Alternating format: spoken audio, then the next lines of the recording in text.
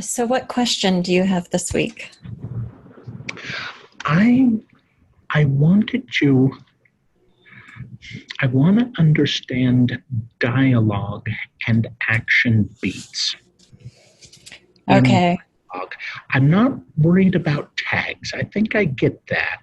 Mm-hmm. But I feel like when I'm writing, I have them say something and then I have them do something.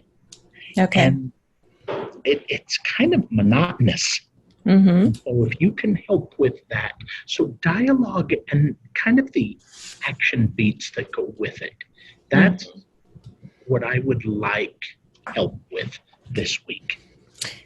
Right. So let's think about a conversation. When you are sitting across from somebody talking to them, how many of their movements or actions do you notice and pay attention to? Their face, so their expression, and if they're really gesturing with their hands, Mm-hmm.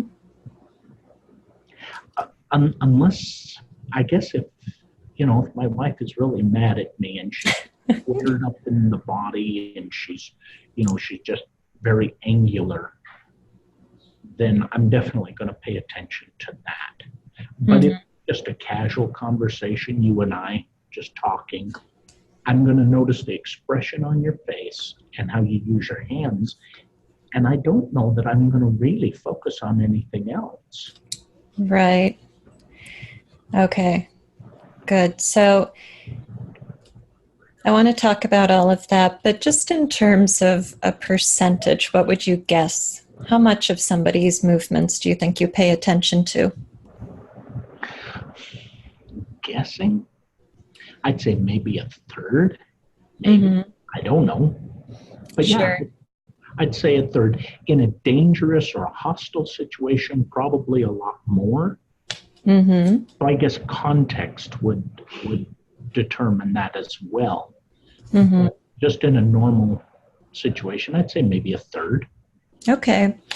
Good. So let's say we want to apply that to our story craft, and we're writing a scene that is primarily dialogue. We've got two people coming together to talk about something, and that's the thrust of this scene. And that's where all the stakes and tension are at. So there's not going to be a lot of movement physically throughout the scene. So one of these characters is your point of view character. Yes. So you are going to show us that other character's conversational mannerisms through your point of view character's lens, Mm-hmm. right? Yes. So your POV character is going to notice when facial expressions convey something, right?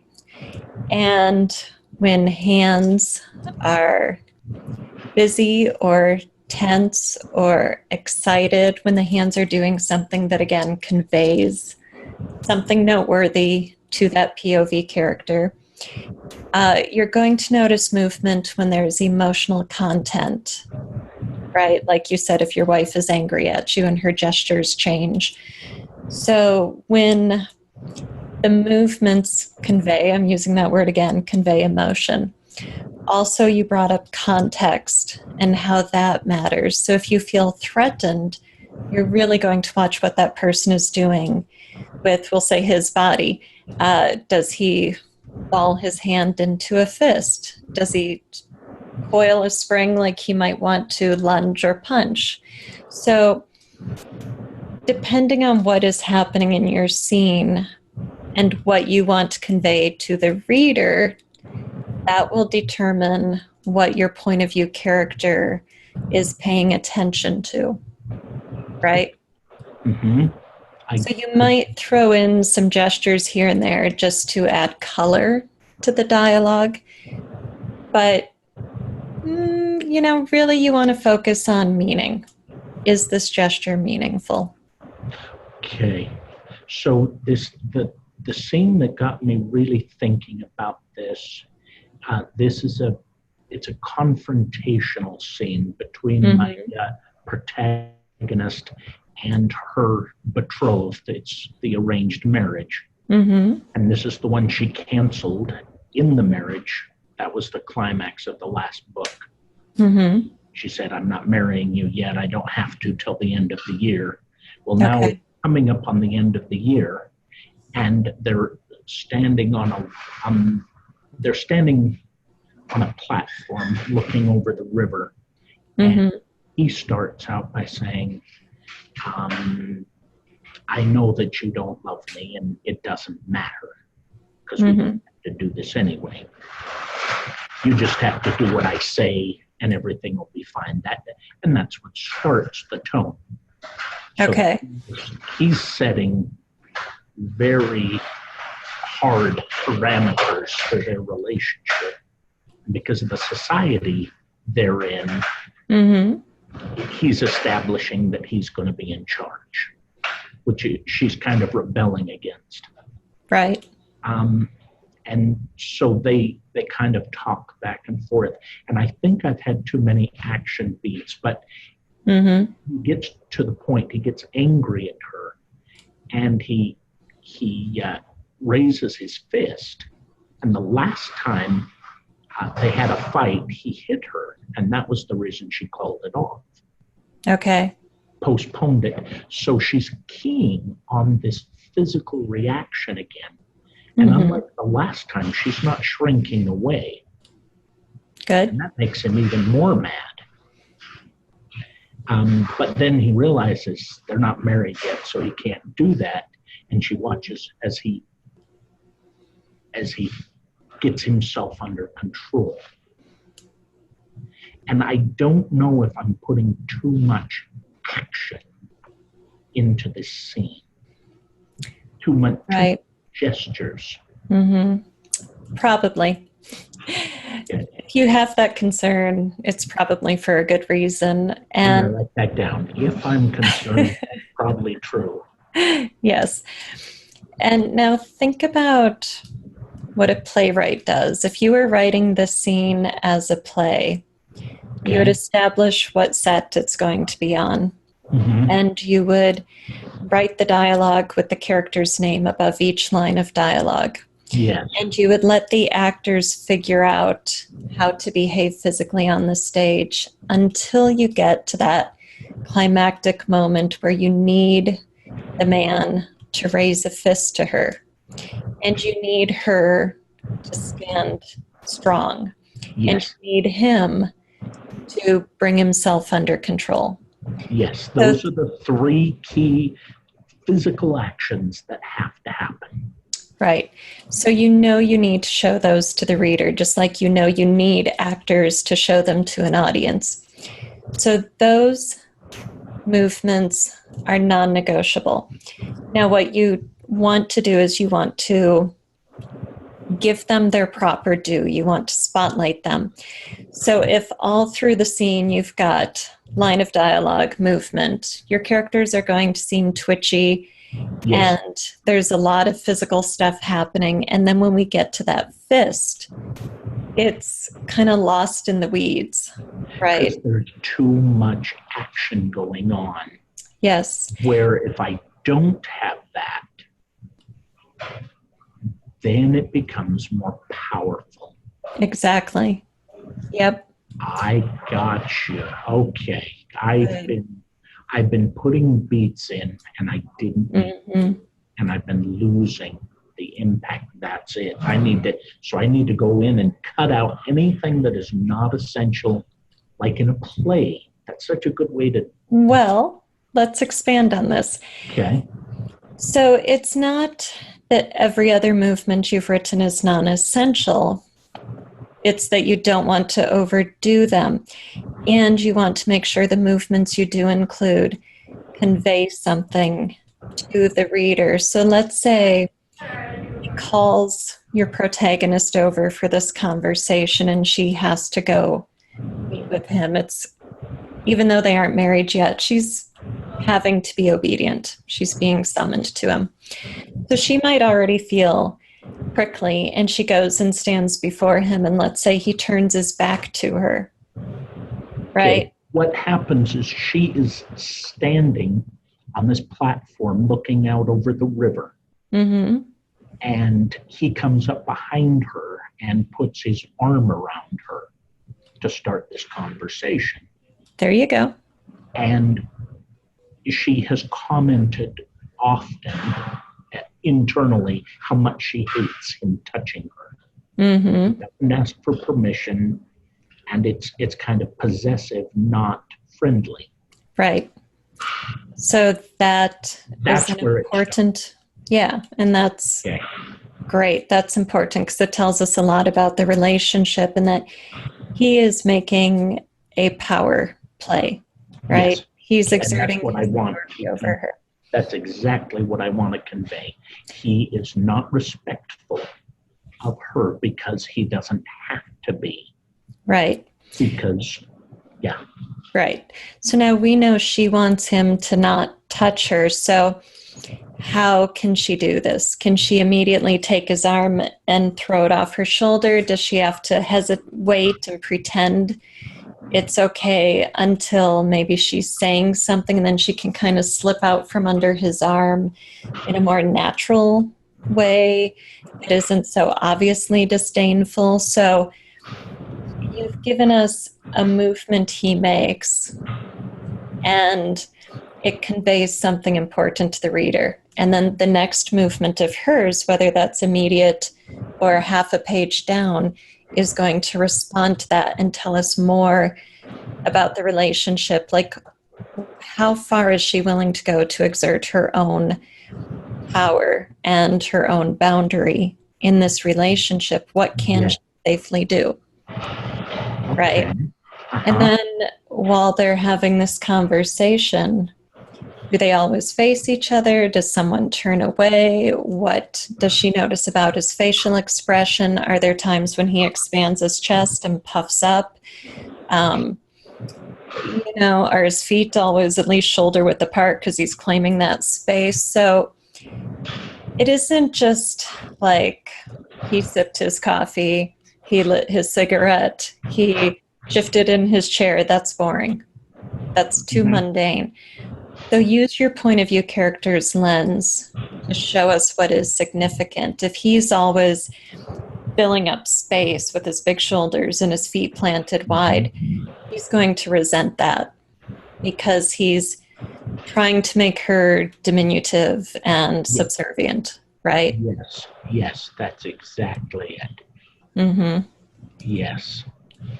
I have tried, because I told you about the midpoint. She rushes into battle and they win because she comes at the last minute, saves the day. She gets smashed down and horribly wounded in the face. Mm-hmm. And he already thinks she's not as pretty as her dead sister that he was previously betrothed to, and he has commented on that. Mm-hmm. It says, it's not your fault you're not as pretty as your sister. Very condescending. But now it's worse because she has this big jagged scar on one side.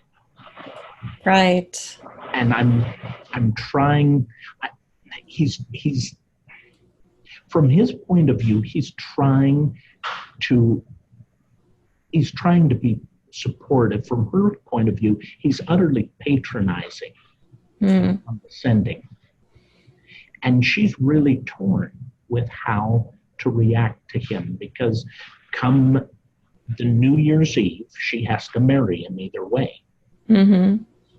And then after that, there are no rules. He can do whatever. Okay. It's very, my sister said it was very misogynistic. Right. Sounds like it. And I said, yeah, but I have to show how she grows in this. Mm-hmm. So anyway, I'm struggling with that because she's more prickly than she was in the first book. Okay. She has more independence, but it's always a debate with her. Is this the hill I die on? Is this the fight? that I Right. have, or do I just go along? Mm-hmm. So, an interesting thing we can do with our books is we can show something to the reader that our character doesn't know. So, let's say you want the reader to see that this man is actually trying to be supportive. He's just bad at it. He doesn't know how. So, her response is always anger and defensiveness, right? So, if we're only in her perspective, then we only see him being a jerk. But the narrative lens can show us his gesture. So he says something like, your disfigurement is a sign of your valor. And she might only focus on the disfigurement and the ugliness of her scar, but the reader might tune into the word valor. And maybe he touches her scar, and his movement is actually very gentle. Maybe he approaches her face slowly with his hand, but she snaps away, Okay. right? So you can use I got you. his words, his dialogue, and his movement, those physical gestures, to show the reader something more nuanced than your point of view character might be capable of picking up on in that moment. But it'll lay the groundwork for later evolution in their relationship. So it's a cold night, and he puts his arm around her with the intention of her not being cold. Mm-hmm. But she interprets it as control. Mm-hmm. And so he starts out being very gentle and trying to be very respectful, not asking permission because he's dumb. Right. But when she pulls away, that's what triggers him. Where he gets mad, you misunderstand me. How come you can't be more like your sister? Mm-hmm. She understood the roles. Mm-hmm. Okay. Oh, boy, you're so good. Oh my goodness. That's where I need to be, where he starts out very well intentioned but stupid. Mm-hmm. Like men are. We're well intentioned but stupid. And when our good intentions are misinterpreted, that's a trigger. Mm-hmm. Show that, and then it escalates one thing after another to when he's raising the fist, and then he realizes if he slugs her again, bad things are going to happen. Mm-hmm. He can't do that, and he has to physically calm down, and then she's going to feel that as a victory. Mm. And he is going to see that as a surrender, as a loss of power. And he's going to remember that and hold it against her later. Sounds like a good scene. Lots of complicated subtext happening there that, because they aren't verbalizing all of that, it'll have to come through in their gestures and your narrative, what you show the reader through the scene, that we can then pick up on all of these misunderstandings between them, even when they don't understand each other. Now, I have another question about this scene. Mm-hmm. This scene has given me fits because to me, this is one of the key character arc developments for her in this book. Mm-hmm. This is a scene where she confronts that regardless of how she feels, this is her life, her future life, and she can either be miserable about it or she can deal with it because she doesn't have a choice. It's political, and that's the way it is. Right. He does not want her to cancel the wedding again. And I have really debated. He knows a secret about her family. He's learned one. Mm-hmm. Is it better for him to tell her that he knows the secret and be specific about it? Or is it better for him to just mention it and have her wonder what secret it is? Well, that depends on what you're doing with the secret in the story, what its role is, and could he know a secret she doesn't know?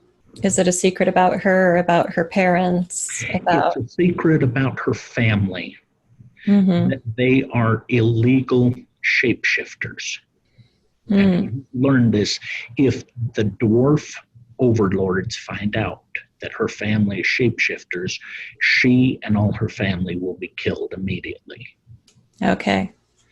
She is not a shapeshifter herself, but her grandpa is, and tainted blood is going to tell. Okay. And he has found out that her grandpa is a shapeshifter, which is a secret she is closely held. Okay. So it's a life and death thing. And I've really been debating on whether he just hints at it or if he really comes out and says this. This is almost at the 3/4 mark of the book. Mm-hmm. So does the reader know that her grandfather is a shapeshifter? Yes. Okay, so not revealing what the secret is, isn't really keeping anything from the character or the reader. So the only reason he would not tell her is if he might know a different secret he can hang over her head, if there's some other possibility, or if you've got some reason in your story to let the reader be confused about it. Okay. Is there a value to him not just saying what it is? I did not think of it that way. I have been agonizing over this. Which way is best? And you just cut right through it. The readers know that it's a shapeshifter, and they know that it's a death sentence. And so there's no reason for him not to tell it. Yeah, not unless you've got a reason in your story world, like it might be a different secret, or it might... I don't know if it's like taboo to name the thing, then... Well, he has to whisper it because her dwarf watcher is always there with her. Mm-hmm. Going to lean over and nuzzle her ear, which she doesn't like anyway. Right. And then he's going to whisper that, and that's going to really put the fear into her. Mm-hmm. Because she's not worried about herself, but she's worried about her niece and the rest of her family. Right. And you just made that so much clearer. And so your whole point with a secret is, does the audience know? Does the reader know? And is there something for them to be confused about, or a red herring? And in this case, there isn't really a red herring. Yeah. I mean, that's one point. The other point is you might have the reader know something your point of view character does not know. Let's say you've got two point of view characters. So we learned this thing about her grandfather through a different means. And then that way the tension is up because the reader's waiting for the moment the protagonist learns what the secret is and what repercussions that will have in her life. We know, if the reader knows and she knows, and we know it's emotional blackmail to make sure she marries him, I don't see what benefit there is to not just saying, I know Grandpa's a shapeshifter. Okay. That just is so clear. My goodness. That just is so wonderful. Oh, that makes that scene so much better. I've got to go back and tweak that. Not a ton of rewriting, but it needs to be touched. Those were the key things that I was wondering about this week. Okay. Do you have anything you want to teach me? Because I'm always open to your lesson. I think not.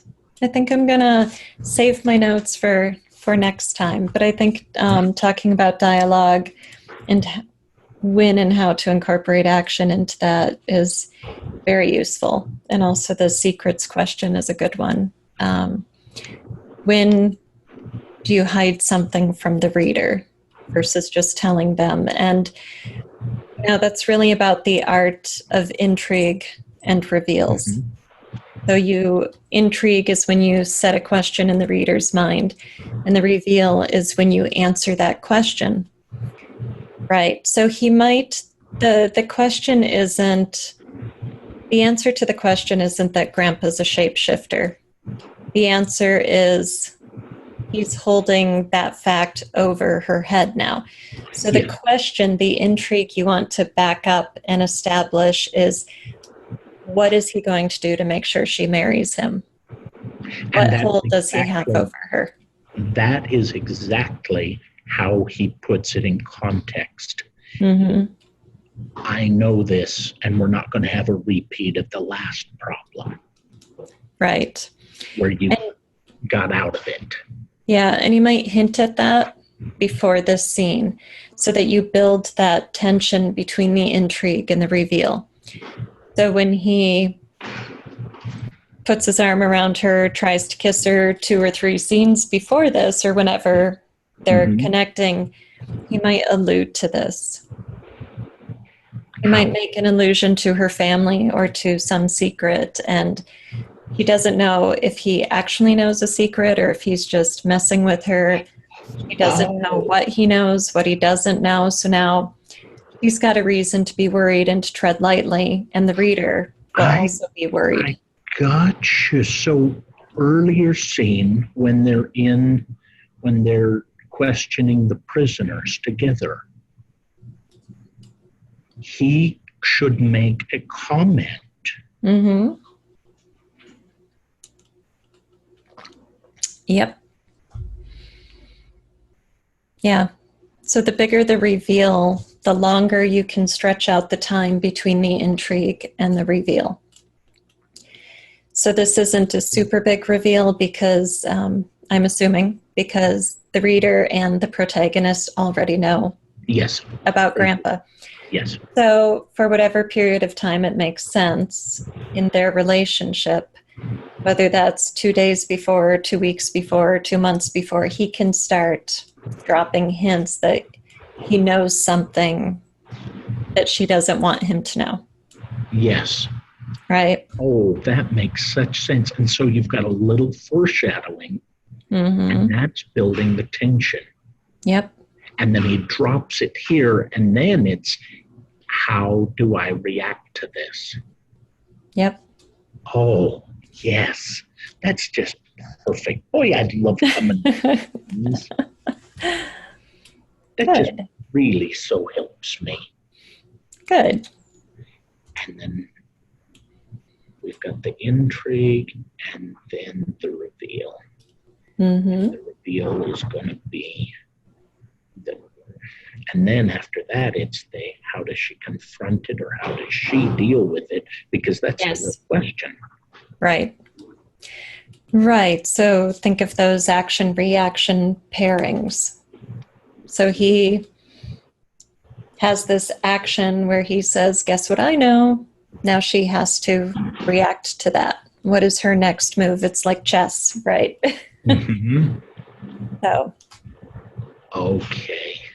I got to think about that as I'm going into the Act 3 and planting some of this.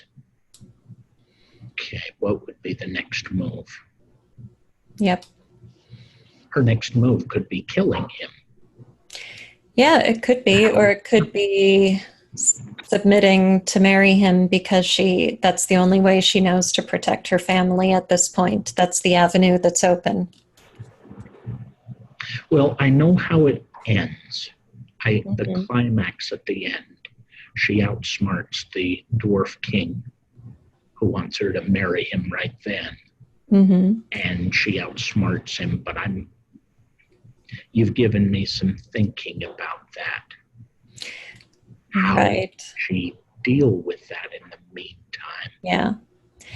Yeah. And you want your ending to be inevitable but surprising to your reader, so that we maybe sense it coming, but we don't altogether see it coming.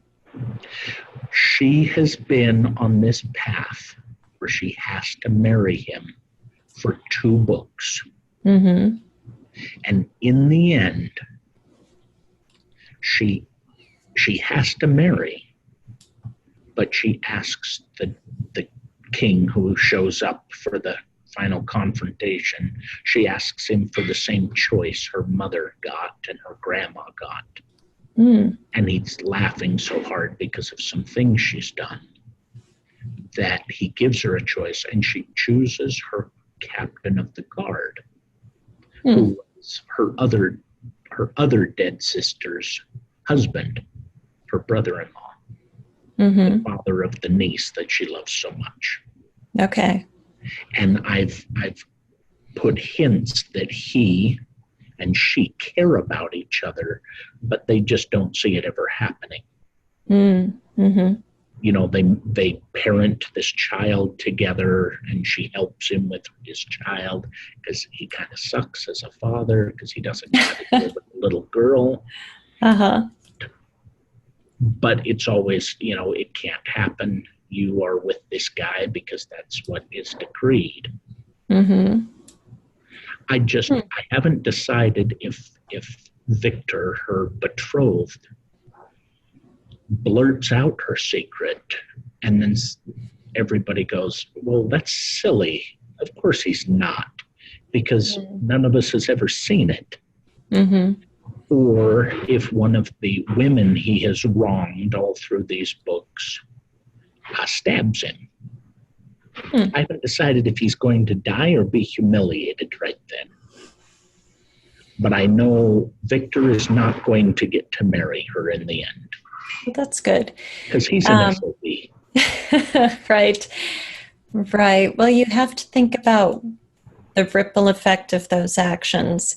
So if he's humiliated, right, you drop that stone in the pond, and these ripples go out through your protagonist and your supporting characters' lives. Yes. As a result of that, he dies, you drop that stone in the pond, other ripples go out. Now, if some other lover, not the protagonist, kills Victor, the ripples might be very limited. They might be contained to the end of this book, and we can forget about him. But if he declares Grandpa's secret and is humiliated, he lives another day to maybe vengeance for his humiliation or to persecute Grandpa, or, right? So what ripples do you want this stone to send out through your pond? All right. Think about the consequences of what I'm doing to him. Yep. Because the third book, I've got some ideas about what happens. Mm-hmm. And I think he's dead. I don't see him as a force. His dad is a force, and he's the antagonist in the third book. Okay. Very resentful of the wrong that has happened. Mm-hmm. Now, Victor is dead. I just don't know who kills him. Okay. I have to figure that out. Right. Well, when you look at all the possible suspects for who kills him, think about those ripples and what effect you want this death to have on your protagonist and on the story world. Okay. Yes. Okay. I know who's going to kill him. Good. And I know why she's going to kill him. And it isn't the reason he thinks it is. Excellent. Oh, I like that. That just gave me a great idea. So he's going to get killed, but maybe he'll get killed after he's humiliated, because he's just been a pompous pain for too long. I need him to die. My sister will kill me if I don't kill him. Right, right. Your readers will appreciate his death. Yeah, my wife doesn't read any of my stuff because, yeah, just because I'm writing a misogynistic patriarchy society that this world has to function in doesn't mean I think that way. Right. Just to me, arranged marriages have natural tension to them. And it's something that you dealt with in the Middle Ages. Yeah. Medieval society that's just how it was. So, you've given me so many good ideas again. You always do. I'm glad. Well, thank you so much for that. You're welcome. I appreciate that. I look forward to our next call. Good. Me too. Thank you so much, Alida. I'll see you next time.